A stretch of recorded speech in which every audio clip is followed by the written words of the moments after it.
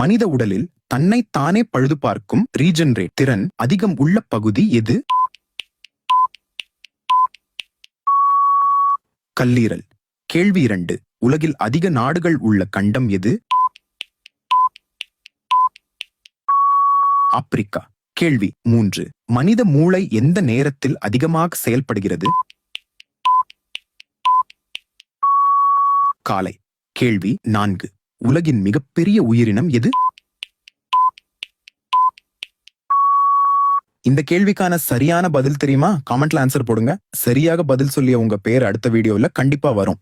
கேள்வி 5. நிலவில் மனிதன் முதலாக கால் பதித்த ஆண்டு எது?